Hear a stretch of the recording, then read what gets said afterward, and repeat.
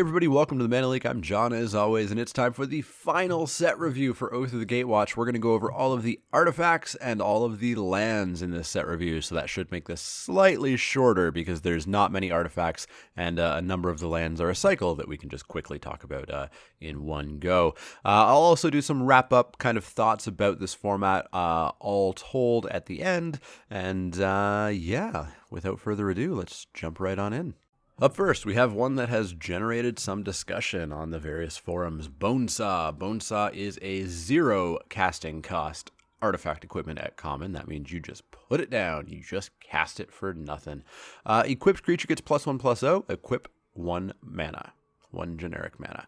Yeah, a lot of people are talking about this as a surge enabler. A lot of people are saying, oh, I put this in my deck, it's free, and I just hold on to it, and when I have a surge card that I want to surge, I go, haha, Bonesaw, haha, surged card. Don't do that, don't do that, don't do that. This is garbage. This is just like Ornithopter. It is not a free card. It takes up a card slot in your deck, and it is a card that you would never, ever, ever want to play. You do not want to pay 1 mana to give a creature +1/+0. You don't want to do that. That's so slow. That's so ineffectual. That's just not good enough. If you really are desperately trying to enable Surge beyond just playing a normal game of Limited, there are those 1 mana cantripping spells that are okay-ish, but I still wouldn't terribly want to play many of those. There's some that I might play, but I would probably play them anyways, not just for Surge. Do not play this card without Surge, and do not play this card with Surge. It is garbage. It is a pure F. This will be a lot of people's introductions to just how bad equipment is. Even free, at least to cast, a lot of equipment is bad, and this is just terrible. Straight up F. Do not play it. Next up, we have Captain's Clause. Captain's Clause is a 2 generic mana. I keep wanting to say colorless, but 2 generic mana. Artifact equipment at rare. Equipped creature gets +1/+0, just like Bonesaw. The equip cost is 1, just like Bonesaw, but this does more. Whenever equipped creature attacks, put a 1/1 white core ally creature token onto the battlefield tapped and attacking. That's a whole lot more than Bonesaw, but I'm still not super sold on this. It seems okay, but I think it's still going to be too slow to really be effective. The 1/1 is tapped and attacking when it is created, and I feel like by the time that you've cast Captain's Clause and equipped it to something and attacked with it, that 1/1 is just going to be obliterated by your opponent's side of the board. Just obliterated. And so I don't really think that this 1/1's going to stick around all that often. I don't think it's going to get in for damage. I don't think it's going to kill anything. I think it's just going to get obliterated. Now, if you can get through and get that 1/1 down and that 1/1 survives, and you can get through again and now you have 2 1/1s, then I think you're really starting to do well. But if you can do that, I think you could do just as well if this was, a bear. If this was a 2/2 for 2. It would take like 3 turns of attacking for you to start doing better than just having a bear in your deck. And the bear can block a whole lot better than a 1/1 can. So I'm not super sold on this. I think it's a card that I would like to see tried out, and I might even be the one who tries it out, maybe. But I'm going to very optimistically rate this quote-unquote highly as a C. But I think it realistically could be significantly lower than that, and I don't think it can be too much higher than that. I think at its highest, absolute highest, it might be like a C+. Definitely needs to be in a super aggressive deck. I'm really curious to see how this plays out, but I'm going to be optimistic but realistic at the same time and go with a C. Next up, we have Kittenous Cloak. I looked it up. It is kittenous. I know what the word means. I've just never really said it out loud, but it is Kittenous Cloak. It's 3 generic mana for an artifact equipment at uncommon. Equipped creature gets +2/+2 and has menace. Equip 3 generic mana.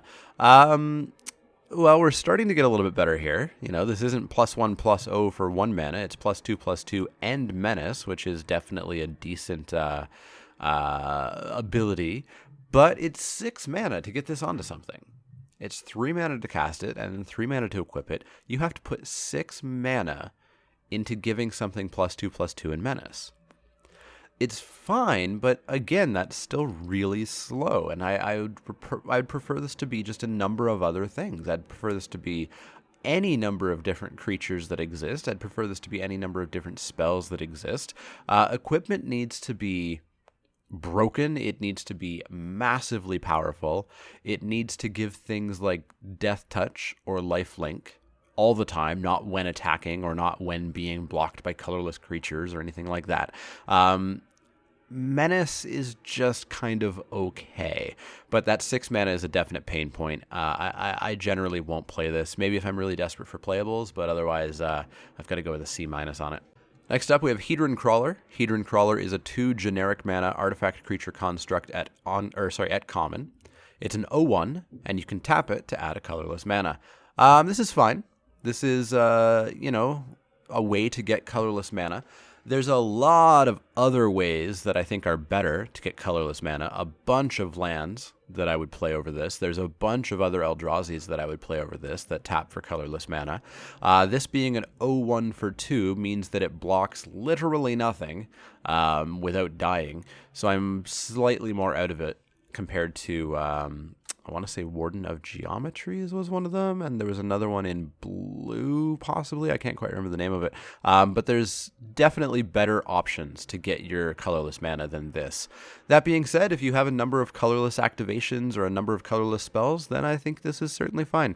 I think this is kind of like a C-, C+. C+ if you're fairly heavy into colorless, C- if you're not. If you only have a few things. If you have nothing, if you have no colorless mana requirements, then I wouldn't play this ever.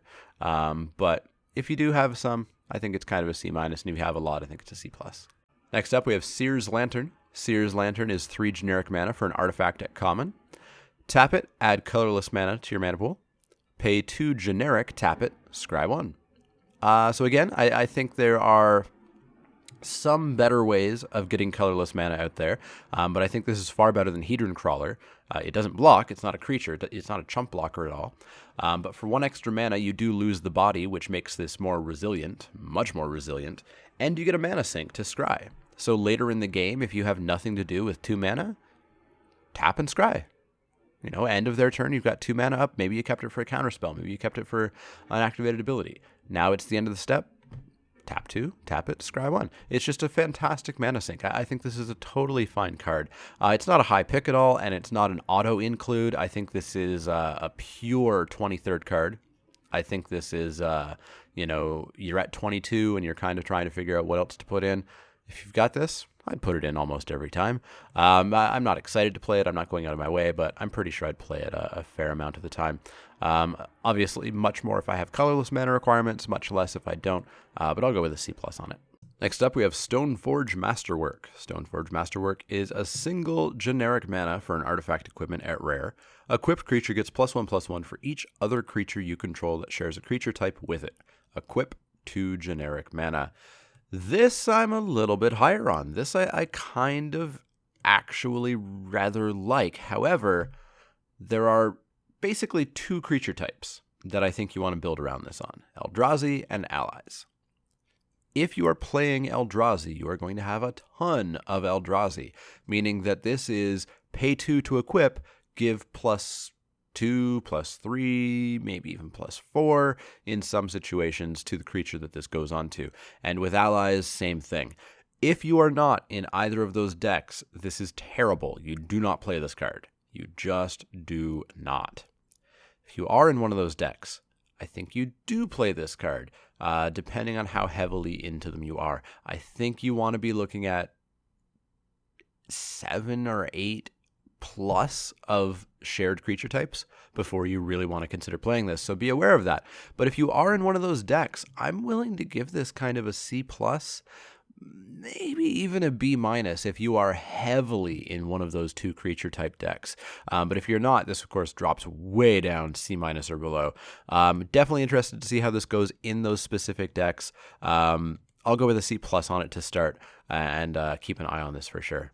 Next up, we have Strider Harness. Strider Harness is 3 generic mana for an artifact equipment at uncommon. Equipped creature gets +1/+1 and has haste. Equip 1 generic mana. Same as Kitten, Cloak, and most common and uncommon equipments these days.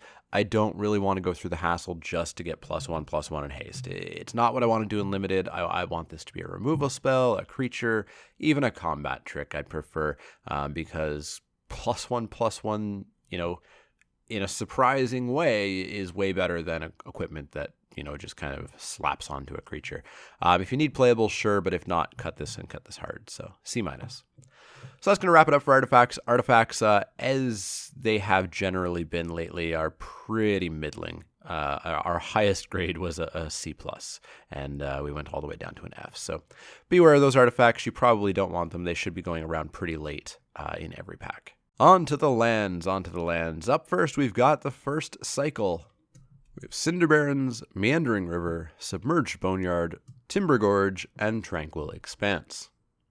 These all are lands at uncommon, and they all say Cinder Barons or whatever enters the battlefield tapped, and you can tap them to add black and red, or red and green, or blue and white, or green and white, or blue and black to your mana pool.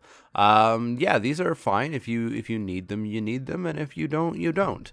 There's not really too much else to say about them. Like the guild gates, you don't want to load up on these, or you'll find yourself being way too slow. If a lot of your mana comes in tapped, it's going to be a little bit problematic. But if you're splashing for a color, or you happen to be in these two colors, then they're perfect for you. You don't take them too highly, but if you're starting to run out of decent cards to pick that you'll play, then it's totally fine to take these. They're a middle of the road C, maybe even slightly a C+. Obviously, if you need them, they're more of a C+. If you need them, you need them. If you don't, you don't. So I'm going to go with middle of the road C. Next up, we have Corrupted Crossroads. Corrupted Crossroads is a land at rare. Tap it to add a colorless to your mana pool. Tap it and pay a life to add 1 mana of any color to your mana pool. Spend this mana only to cast a spell with Devoid. This doesn't seem all that good. I mean, it's fine enough to pick up as a colorless mana source. The tap, pay a life to add 1 mana of any color to your mana pool for only Devoid spells. Well, that's not too great. I mean, if you are heavy into Devoid, then yeah, this gets way better. But I don't think you take this and go into Devoid. This is a low pick to me. This is something I want to see kind of, mid to late pack 2. When I know that I've got a lot of Devoid spells, plus some colorless activations, then I'll be looking to take a Corrupted Crossroads. But ultimately, I think it's kind of like a D+ range. C- at the best for your average deck. If you're heavy Devoid, then yeah, this goes up to kind of a C+. But for me, I'm not really looking to take this card. I don't think it's all that good for your average draft deck. So I've got to go D+ on Corrupted Crossroads. Next up, we have Crumbling Vestige. Crumbling Vestige is a land at common. Crumbling Vestige enters the battlefield tapped. When Crumbling Vestige enters the battlefield, add 1 mana of any color to your mana pool. Tap, add a colorless mana to your mana pool. I really like the flavor of this card. It's a really good, flavorful design. It's a land that at one point was colored, and the last little aspect of the colorness of that land is used up when this comes into play, and then it's gone. And then it is just a waste. Then it's just colorless mana. It's a fine enough card, and I would say this is probably ever so slightly better than wastes are. You do get not to tap this for mana the first time it comes out, but it virtually is tapped for whatever color of mana you want the first time around, and then you get colorless mana. I think this is fine. I think this is an okay pickup. I think if you see this in the pack and there's not too much else going on, then yeah, totally go ahead and take it. You're obviously going to want this a bit more if you're colorless, if you have colorless activations or reasons to have colorless mana. So I've kind of got this at like a C. I don't think it goes too much higher than that. If you need it, go ahead and get it. I think it's a better pickup than a waste for me, so middle of the road C. Next up, we have Hissing Quagmire. Hissing Quagmire is a land at rare. Hissing Quagmire enters the battlefield tapped. Tap, add black or green to your mana pool. Pay 1 black-green. Hissing Quagmire becomes a 2/2 black and green elemental creature with death touch until end of turn. It's still a land. A 2/2 Death Touch on command is pretty darn solid. It should hold off your opponent's attacks pretty handily. Plus, there's mana fixing here for black and green. It just seems all around solid, somewhat on the level of Shambling Vents for limited anyways. I think Shambling Vents is better. It was in a better color combination for sure. And a 2/3 lifelink was very solid. It blocked an awful lot of things, and that life gain just started to get out of control. This will probably only block once, but it'll kill whatever it blocks, assuming it didn't have First Strike or Indestructible or something. I think this is a totally fine pickup. I would maybe consider first picking this, probably not as readily as I would first pick Shambling Vents, but I'm pretty happy with Hissing Quagmire. I'm going to go with a B. I really like the 2/2 Death Touch on command plus the mana fixing. Next up, we have Holdout Settlement. Holdout Settlement is a land at common. Tap to add a colorless mana to your mana pool. Tap an untapped creature you control. Add 1 mana of any color to your mana pool. Holdout Settlement seems pretty darn good. It has Cohort, except it doesn't have Cohort because I believe they decided only creatures can have Cohort. I feel like this is yet another Waste replacement. As I alluded to yesterday, I don't think Waste is a card you want to go out of your way to play. Even if you're colorless, I think there are so many other better ways to get colorless mana in your deck than by playing Wastes. And this is one of them, because this gives you Waste mana. This is literally a Wastes at common, except there's more. I'm honestly surprised this isn't uncommon. I feel like this is just totally fine. Repeatable color producing is really nice. Basically, imagine that this gives all of your creatures pay 1 and tap, make a mana. So, I mean, this technically isn't Cohort because it's any creature. It's not just allies. I think this is totally fine. I think you wanna play this if you are in colorless, because it not only gives you colorless mana, but it also gives you colored mana for a relatively low upkeep. I really kind of like a Holdout Settlement, and I think this is a fantastic replacement for Wastes. I think you take this way before you take Wastes, so I've got to go with a C+ on it. Really happy with Holdout Settlement. I think it's pretty solid. Next up, we have Mirror Pool. Mirror Pool is a land at Mythic, and it says Mirror Pool enters the battlefield tapped. Tap, add a colorless mana to your mana pool. Pay 2 and a colorless. Tap, sacrifice Mirror Pool. Copy target instant or sorcery spell you control. You may choose new targets for the copy. Or you could pay 4 and a colorless and tap and sacrifice Mirror Pool to put a token onto the battlefield that's a copy of target creature you control. Mirror Pool seems pretty darn good. The spell copy isn't going to get used in limited all that much. There's just not that much you want to copy. I think the best thing you could probably do is copy a touch of the void to the face or something and get 6 damage out of it to finish off a game. Most spells you generally only want 1 copy, but there will be situations where it's nice to copy a spell. I think the creature copy is where you're really gonna get the most use out of Mirror Pool. Getting a copy of your best creature is really, really solid. It takes 6 mana, basically 5 mana plus tapping this one and sacrificing it, but I think it is pretty darn solid. Like the Blighted Lands, this will just kind of tap for mana over and over and over, giving you your value. And then when you get to the point where sacking it makes sense and sacking it is a good thing, you get a whole bunch of value out of it. Given the price of this card on pre-order, I think you have to first pick it at a casual level, kind of at your store's F&M or whatever. Competitively, more realistically, I think this is not really first pickable, but more kind of like a mid-pack pick. I'm going to go with a B- on it. I think it's really good, and I definitely want to play with it and see just how good it goes. Plus, hey, it's valuable, so I want a copy anyways. Next up, we have Needle Spires. Needle Spires is a land at rare. Needle Spires enters the battlefield tapped. Tap, add red or white to your mana pool. Pay 2 generic, a red and a white. Needle Spires becomes a 2/1 red and white elemental creature with double strike until end of turn. It's still a land. Needle Spires seems pretty good. 2/1 double strike is pretty darn decent. That's virtually a 4/1. The 1, however, is very fragile. Any burn kills this thing. A 3/3 kills this thing. This thing will die very readily. Very, very, very readily. So be very careful when you're activating this. If you can awaken this, I think you're in very good shape. I'd love to see this thing awakened.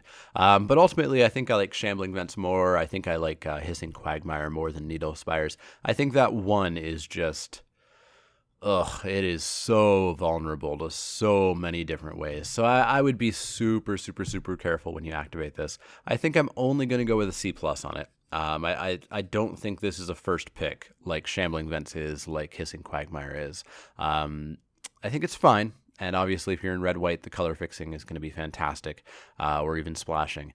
But I've got to go with a C+ on it. Next up, we have Ruins of Oran Reef. This is a land at rare. Ruins of Oran Reef enters the battlefield tapped. Tap, add a colorless mana to your mana pool. Tap, put a +1/+1 counter on target colorless creature that entered the battlefield this turn. I'm not really a big fan of Ruins of Oran Reef. I'm really curious how it's going to play out. My issue is that this isn't a free counter. I think a lot of people are going to say, why wouldn't you play this? It's a free counter on every colorless creature you play. But you're paying a mana for it, which means you're putting yourself a mana behind your opponent, plus this thing enters tapped anyways. Ultimately, I feel like this is just a little bit too cute to really be effective. I think it's fine, and I think it's, again, probably slightly better than a Wastes. Slightly better than a Wastes. But I'm not really going to go out of my way to get the Ruins of Oran Reef. It's going to be yet another rare that I don't really want to open because I don't think it's first pickable in any way, shape, or form. I think it's way more kind of mid to late pack. Yeah, I'm curious how it plays out. Obviously, much higher in a colorless deck than in a not. In a non-colorless deck, you're gonna, not want this at all. It's gonna be more like an F. In a colorless deck, I think you're much more likely to play it. So, I don't know. I think I'm gonna go with kind of a C on it. I'm really curious how it plays out. I'm curious if it is as slow as I worry about, or if it is just in fact a basically free counter. So, I'm gonna go with a C on it to start, and definitely keep an eye on it. Next up, we have Seagate Wreckage. Seagate Wreckage is a land at rare. Tap, add a colorless mana to your mana pool. Pay 2 in a colorless tap, draw a card. Activate this ability only if you have no cards in hand. So this again is another completely just strictly better Wastes. Obviously it's at rare, so you're not going to see this terribly often, but this is just a strictly better Wastes. This is a fantastic card for, I think, blue-black colorless, where you may get to a point where you have no cards left in hand, and it's a super easy way to just get some more lands. Now obviously you need another colorless source in addition to this one, because you have to pay 2 in a colorless and tap Seagate Wreckage to draw that card. But I think it's just total upside value. Unfortunately, again, I don't think this is first pickable. I think this is yet another rare that I'm going to open and I'm going to say, well, what are the uncommons? What are the commons? Because I'm not taking this first pick. It's unfortunate how many of those there are, but that means hopefully a lot of people will be getting rares like that, and we'll all be kind of discussing the first pick on commons and what we would take, and rares just fill a different void in this set. I think this is totally fine. I think you do pick it up mid-pack. I think you pick it up pack 2 when you know you're colorless and you know you want a colorless source really badly, especially if you're blue-black. I could even see kind of black-red aggro wanting this because they're going to get out of cards really fast, and they will need colorless as well. So, I don't know. I think this is kind of like a B-, maybe more like a C+. C+ kind of in pick order anyways. B- in the effect and the abilities that it provides. But yeah, Seagate Wreckage, C+/B- kind of thing. Next up, we have Unknown Shores. This is a reprint. It's been in a few different sets now. It's a land at common. Tap, add a colorless to your mana pool. Pay 1 generic. Tap, add 1 mana of any color to your mana pool. This is just straight up mana fixing, but I've never really been a big fan of it. It's always been kind of too slow for me. It's never really done what I needed it to do. I would play this if I was in 3 colors or more. I don't know how often you're going to be in 3 colors or more. I think Converge has already lived its life. I think Converge is going to be soundly dead this time around. There will be some cards kicking around, but I just don't think it's going to be a thing. Generating colorless mana is what makes this better. Again, this is a strictly better Wastes at common, just like Holdout Settlement is. I think you want to take these way before you take Wastes. Yeah, Unknown Shores, I think it's fine enough if you need a colorless source, or if you need some mana fixing. So I'm kind of fine giving this kind of a C, middle of the road C. In most sets, this would be more like a C-, maybe even a D+. In this set, because you want colorless mana, I do see it as kind of a middle of the road C. Next up, we have Wandering Fumarole. I don't know what a Fumarole is. This is a land at rare. Wandering Fumarole enters the battlefield tapped. Tap, add blue or red to your mana pool. Pay 2 blue, red until end of turn. Wandering Fumarole becomes a 1/4 blue and red elemental creature with pay 0. Switch this creature's power and toughness until end of turn. It's still a land. I'm generally a fan of this red-blue creature ability and stats. I'm a fan of 1/4s that flip, that become 4/1s. It works as a blocker for most creatures until kind of the later stages of the game. And if you see an opening, you can switch it into a 4/1 and get in for some pretty sizable damage. This probably beats out Needle Spires for me, and probably also beats out Lumbering Falls for this 5-card manland cycle from Battle for Zendikar block. It falls somewhere kind of in the top 3 for me against Hissing Quagmire and Shambling Vents. I think it might just be 3rd place for me of the 5. I think it's fine. I think it's a totally fine pickup. I don't quite think it's a first pick, whereas I think Shambling Vents and Hissing Quagmire are. So I'm going to go with a B at best here. Maybe even B- is a little bit more appropriate. Yeah, let's go with B-. I think it's fine to have. It's obviously fantastic if you're in blue-red. It's decent color fixing, and it's a fine enough creature when you activate it. So B- for me. And the last 2 cards of the set are Wastes and Wastes. One is the Wastes that Kozilek leaves behind, and one are the Wastes that Ulamog leaves behind, which is some sort of like calcium-looking bone kind of wastes. Whereas, of course, Kozilek leaves behind bismuth, and I really want myself a piece of bismuth crystal after seeing all of this bismuth art. Yeah, wastes. I've talked an awful lot about wastes already. I don't think it's great. I don't think it's what you want when you're in a colorless deck. I think you want the Holdout Settlements. I think you want the Unknown Shores. I think you want the Heatran Crawlers, the Warden of Geometries, the blue one that I still can't remember the name of. Cultivator Drone? Yeah, Cultivator Drone. That's the name of it. I think there's so many other ways of getting colorless mana that wastes should be one of your lower picks for colorless mana. Do not take these highly. Do not jam your deck full of wastes unless you are massively colorless. Then sure, go for the wastes. But I just don't think wastes are going to be a high pick, and I don't think I'm going to play them all that often. I could be wrong. I could be totally wrong. But I just don't think wastes are where it's going to be. I guess I haven't actually read out what wastes do. Wastes is a basic land, meaning that you can go and search for it with things like Natural Connection or Rampant Growth or anything that says find a basic land. Wastes is a basic land. Now, it doesn't have a land type.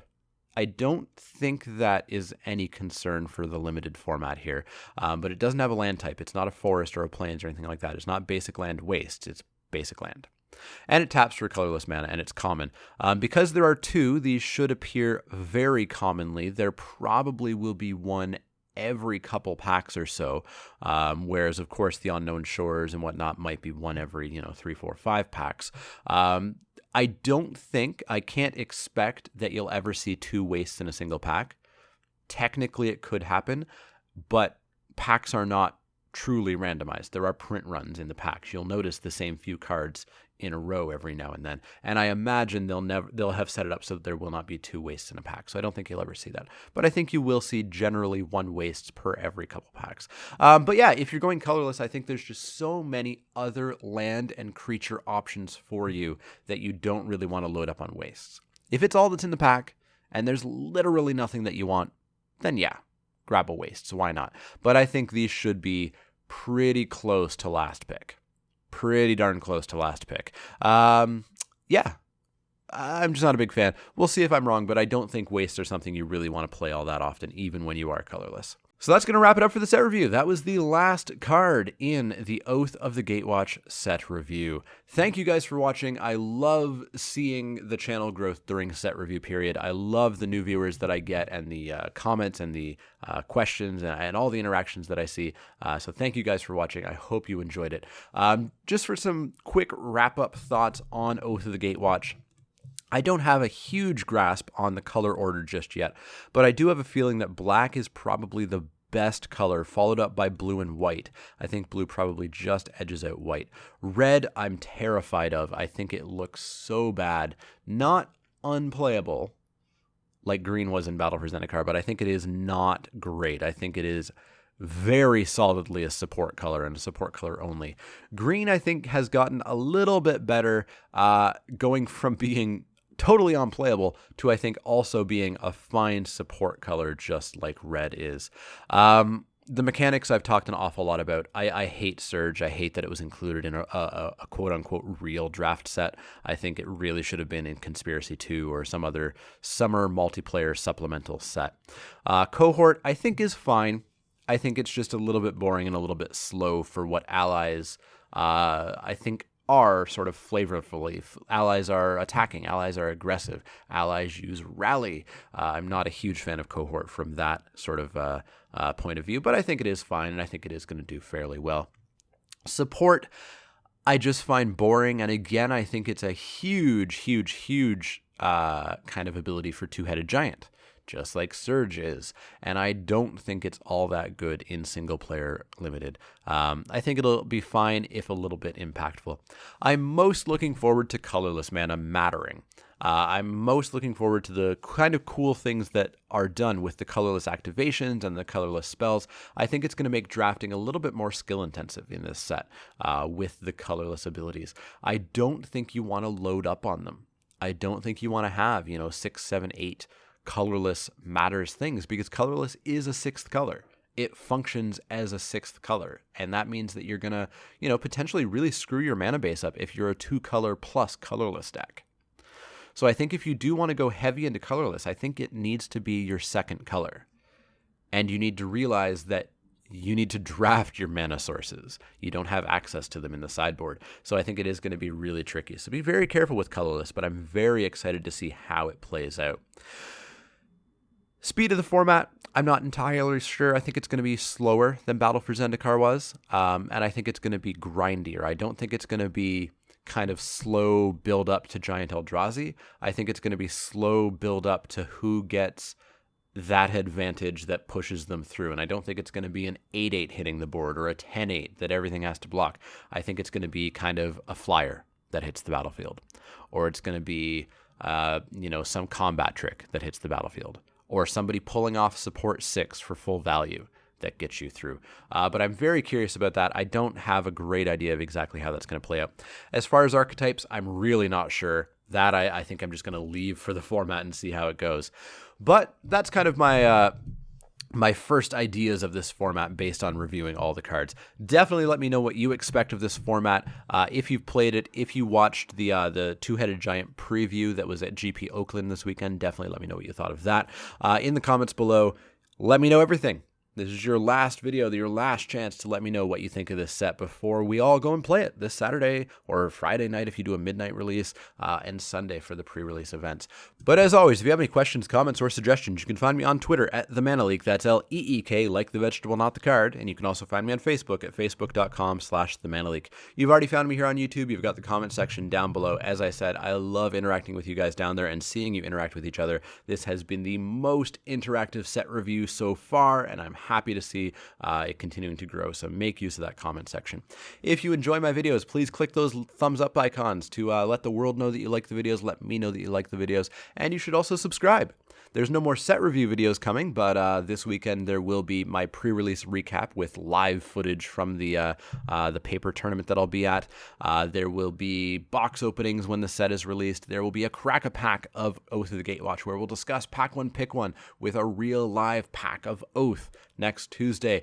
There's the regularly scheduled programming of Wacky Wednesday and Top 10 Thursday and Spiky Saturday. There will be a behind-the-shoulder draft from my first F&M with Oath of the Gatewatch. There will be tons of content on my channel. You want to make sure that you see that. Stick around, so make sure that you do subscribe. But as always, if you have any questions, comments, or suggestions, let me know. Otherwise, I will see you all next time.